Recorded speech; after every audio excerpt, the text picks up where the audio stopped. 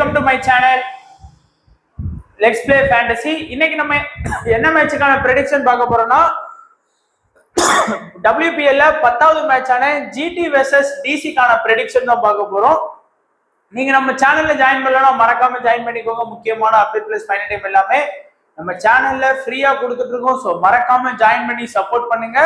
So அதே போல நீங்க இன்னமும் ரியல் 11 ஆப்ல ஜாயின் பண்ணலாம், ஜாயின் பண்ணிக்கோங்க. ஒன் பிளேயர் ஃபேண்டசி அப்படிங்கிற ஆப்ஷன் இருக்கு. MVP அப்படிங்கிற மெத்தட்ல ட்ரேட் பண்றதுக்கு பெஸ்டான ஒரு அப்ளிகேஷனா இருக்கும். உங்களுக்கு பாருங்க, நிறைய லட்சக்கணக்கான பேர் வந்து பாத்தீங்கன்னா அதுல ட்ரேட் பண்றாங்க. அதுக்கான லைவ் ப்ரூஃபும் நமக்கு அதுல கொடுக்குறாங்க ஆப்ல. ஸோ மறக்காம ஜாயின் பண்ணி நல்ல நாலேஜ் இருந்ததுன்னா ப்ளே பண்ணுங்க. அண்ட் இப்போ வந்து ஏற்கனவே சின்னசுவாமி ஸ்டேடியம் பத்தி நான் பெருசா உங்களுக்கு சொல்லணும்னு அவசியமே கிடையாது. உங்க எல்லாருக்குமே நல்லா தெரியும். ஸ்பின்னர் ஃபாஸ்ட்டுக்கு ஈக்குவலா சப்போர்ட் பண்ணுது. செகண்ட் பேட்டிங் பிடிச்சாலே 90% வின்னு. இந்த GT வெர்சஸ் DC மேட்ச்லயும் ஒருவேளை GT வந்து செகண்ட் பேட்டிங் பிடிச்சதுன்னா ஏதோ வின் பண்றதுக்கு ஒரு 50% வாய்ப்பு இருக்குன்னு நம்பலாம். ஆனா ரெண்டாவது டெல்லி வந்து செகண்ட் பேட்டிங் பண்ணாங்கன்னா டெல்லி கன்ஃபார்ம் இன்னும் நம்ம வந்து முடிவு பண்ணிடலாம். ஏன்னா அவங்க வந்து அந்த அளவுக்கு ஒரு ஸ்ட்ராங்கான டீம் அந்த சீசன்ல ஆடிட்டு இருக்காங்க. ஒரே ஒரு மேட்ச் MI கிட்ட கடைசி பால்ல 6 விட்டதுனால தான் அதுவும் தோத்தாங்க. அந்த மாதிரி போயிட்டு இருக்கு. அண்ட் ரெக்கார்ட் வைஸா பாத்தீங்கன்னாலும் தெரியும், ரீசன்ட் ஸ்கோர் வைஸாவும் பார்த்தாலும் சரி, நீங்க நல்லா பார்த்த பிச் தான் இது எல்லாமே. லாஸ்ட் மேட்ச் கூட GT வெர்சஸ் UP வந்து GT 140 தான் ஸ்கோர் பண்ணாங்க. இந்த பிச்சில தான் 140 ஸ்கோர் பண்ணிட்டு வின் பண்றதுக்கான வாய்ப்புங்கிறது ரொம்பவே கம்மி. ஆல்மோஸ்ட் ஒரு 160 பிளஸ் 170 பிளஸ் ஸ்கோர் பண்ணாதான் நீங்க வின் பண்ண முடியும் அப்படிங்கிற ஒரு இது இருக்கும். ஏதாச்சும் ஒரு மேட்ச்ல வந்து நீங்க 130 ரன் அடிச்சுட்டு வின் பண்ணலாம். பட் எல்லா மேட்சும் அந்த மாதிரி நடக்குமான்னு கேட்டீங்கன்னா ஒரு கேள்விக்குறியா தான் இருக்கும்.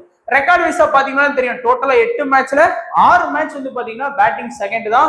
0ல இருந்து 150க்குள்ள 8 இன்னிங்ஸ், 169க்குள்ள 5 இன்னிங்ஸ், 89க்குள்ள 2 இன்னிங்ஸ், 190 பிளஸ் பாத்தீங்க அப்படின்னா ஒரு இன்னிங்ஸ்னு ஸ்கோர் பண்ணியிருக்கிறாங்க.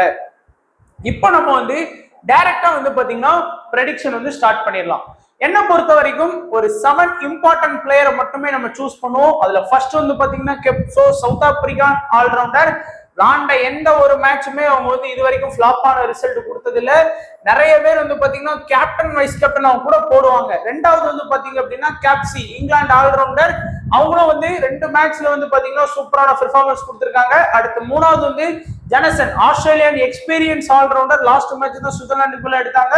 36 ரன் பிளஸ் 3 விக்கெட் வந்து ஸ்கோர் பண்ணி கொடுத்திருக்காங்க. நாலாவது இம்பார்ட்டன்ஸ் வந்து பாத்தீங்க அப்படின்னா லேண்டிங்க்கு வந்து நீங்க 4வது இம்பார்ட்டன்ஸ் கொடுக்கலாம். நல்ல ஒரு ஆஸ்திரேலியன் பேட்ஸ்மேன் பிளஸ் கேப்டன்சியும் நல்லா பண்றாங்க.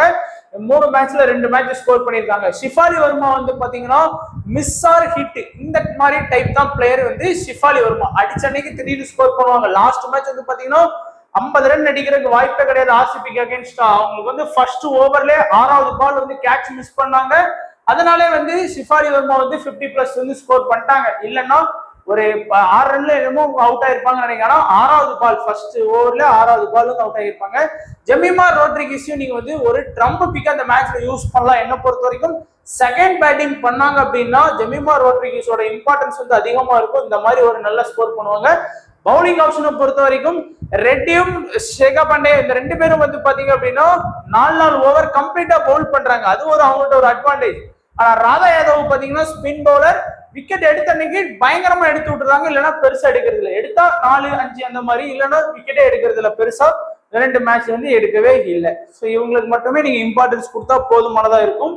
அதே மாதிரிதான் வந்து பாத்தீங்கன்னா குஜராத் டீம்ல வந்து நான் ஏற்கனவே சொன்ன மாதிரி டாப்ல இருக்கக்கூடிய 6 பிளேயர்ல கார்னர் மட்டும்தான் ஆல்ரவுண்டர். அது வந்து அவங்க டீமுக்கு பெரிய மைனஸ்.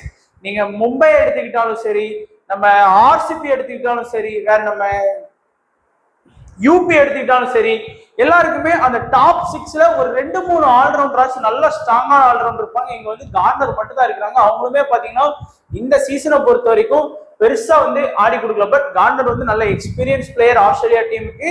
அண்ட் மற்றபடி எல்லாருமே பியூர் பேட்டிங் பண்ணக்கூடிய பிளேயர். யாருக்குமே வந்து பாத்தீங்கன்னா சரியா இன்னும் அவங்களுக்கு பெர்ஃபார்மன்ஸ் வந்து சரியா கிடைக்கல. மோனிலாம் வந்து பாத்தீங்கன்னா அடிச்ச அன்னைக்கு பயங்கரமா ஸ்கோர் பண்ணுவாங்க. இன்னும் அவங்களோட ஒரு மேட்ச் கூட வந்து பாத்தீங்கன்னா கரெக்டா பிக் ஆகல. தியாவும் அதே மாதிரி தான் பெருசா வந்து பாத்தீங்கன்னா ஸ்கோர் பண்ணல. லெஃப்ட் ஃபீல்டு வந்து பாத்தீங்கன்னா பெருசா ஸ்கோர் பண்ணல அப்படின்னு தான் நம்ம சொல்லணும். பேட்டிங் வந்து பெருசா அவங்களுக்கு சப்போர்ட் இல்லை.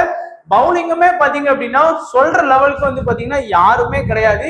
ஸோ இந்த கன்வேர் ஸ்பின் பவுலர் மட்டும் பார்த்தீங்கன்னா எல்லா மேட்சுமே நல்லா விக்கெட் ஸ்கோர் பண்ணி கொடுக்குறாங்க. ஸோ 1வது இம்பார்ட்டன்ட் வந்து கார்னர், 2வது இவங்களுக்கு கொடுக்கலாம், 3வது வந்து பார்த்தீங்கன்னா நீங்க மோனி கொடுக்கலாம், 4வது வந்து பார்த்தீங்கன்னா ஹேம்லதாக்கு கூட நீங்க இந்த மேட்ச்ல வந்து கொஞ்சம் ஃபோக்கஸ் பண்ணுங்க. ஏன்னா லாஸ்ட் சீசன் அவங்க வந்து பவுலிங்லாம் பண்ணாங்க, இந்த சீசன் பவுலிங் பண்ணல, பட் மேபி ஒர்க் ஆகிறதுக்கு வாய்ப்பு இருக்கும். ஸோ இப்போ நம்மளுடைய ஸ்மால் லீக் டீம் பார்த்தீங்கன்னாலே உங்களுக்கு தெரியும் நம்ம என்ன மாதிரியான டீம் செட் பண்ணியிருக்கோம் அப்படின்னு. விக்கெட் கீப்பர் ஆப்ஷன்ல ஒரு பேட்ஸ்மேன்ல 3 பேர், ஆல்ரவுண்டர்ல வந்து பார்த்தீங்கன்னா 5 பேர். ஸோ ஃபுல்லா ஆல்ரவுண்ட்லாம் வந்து பார்த்தீங்கன்னா நம்ம வந்து கவர் பண்ணியிருக்கோம்.